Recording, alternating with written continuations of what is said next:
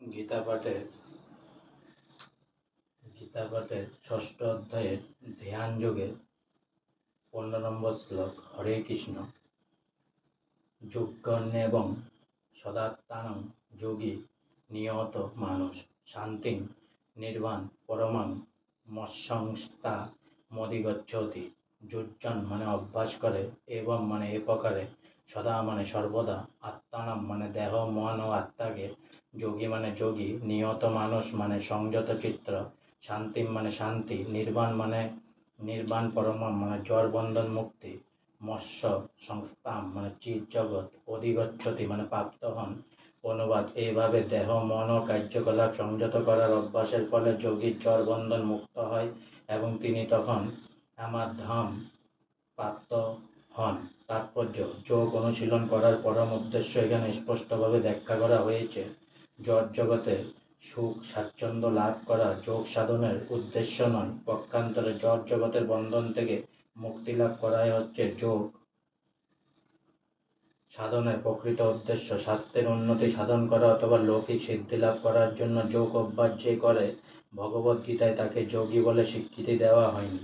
ভবরোগ নিবৃত্তির অর্থ একক পলক কল্পিত শূন্যে বিলীন হয়ে যাওয়া নয়। ভগবানের সৃষ্টিতে শূন্য বলে কিছুই নেই, বরং ভবরোগ নিবৃত্তি হলে পরভ্রমে ভগবত ধাম প্রাপ্তি হয়। ভগবদ্গীতায় ভগবত ধামের বিশদ বর্ণনা করে বলা হয়েছে যে সেই বৈকুণ্ঠ ধামকে আলোকিত করবার জন্য সূর্য চন্দ্র অথবা তড়িৎ শক্তির প্রয়োজন হয় না। সেখানে প্রতিটি গ্রহই সূর্যের মতো আপন আলোকে উদ্ভাসিত। ভগবত ধাম সর্বব্যাপক, কিন্তু পরভ্রম এবং সেখানে অবস্থিত গ্রহলোককে পরমং ধাম অথবা উৎকৃষ্ট ধাম বলা হয়।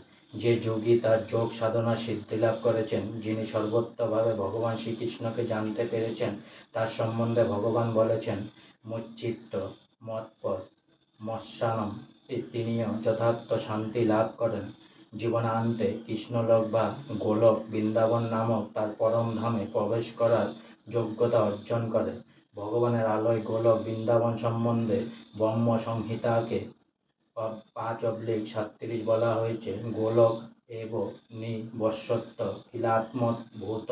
ভগবান যদিও তার স্বধাম গোলকে বাস করেন, কিন্তু তা সত্ত্বেও তিনি তার উৎকৃষ্ট চিন্ময় শক্তির প্রভাবে সর্বব্যাপ্ত ব্রহ্ম এবং সর্বভূতে পরমাত্মা রূপে সর্বত্র বিরাজমান। স্বয়ং ভগবান শ্রীকৃষ্ণ এবং তার শাসঙ্ক প্রকাশ বিষ্ণু সম্বন্ধে সর্বত্রভাবে অবগত না হলে কোনো অবস্থাতে ভগবানের নিত্য আলোয় বৈকুণ্ঠ লোক অথবা গোলক বৃন্দাবনে প্রবেশ করা যায় না। তাই পূর্ণরূপে কৃষ্ণ ভাবনাময় হয়ে যিনি ভগবানের সেবা করছেন, তিনিই হচ্ছেন প্রকৃত যোগী, কারণ তার মন সর্বত্রভাবে ভগবান শ্রীকৃষ্ণের চিন্তাতেই মগ্ন। স বৈ মন কৃষ্ণ পদার বিন্দয় বেদেও সত্তা শরত্তর উপনিষদ 3/8 বলা হয়েছে তমেব বিদিত্তাত্তি মৃত্যু মেতি। পরমেশ্বর ভগবান শ্রীকৃষ্ণকে জানতে পারার ফলে জন্ম ও মৃত্যুর হাত থেকে উদ্ধার পাওয়া যায়। এর থেকে বোঝা যায় যে যোগ সাধন করার একমাত্র উদ্দেশ্য হচ্ছে জড় বন্ধন থেকে মুক্ত হওয়া।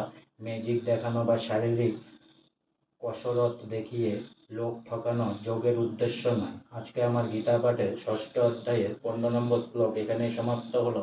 তাই অনেক অনেক সাবস্ক্রাইব করুন, অনেক অনেক লাইক করুন, অনেক অনেক ভালো থাকুন, অনেক অনেক সুস্থ থাকুন, অনেক অনেক আনন্দে থাকুন, অনেক অনেক হেল্প করুন। আর সঙ্গে বলুন হরে কৃষ্ণ কৃষ্ণ কৃষ্ণ হরে হরে, হরে রাম রাম রাম হরে হরে, রাধে রাধে, হরে কৃষ্ণ।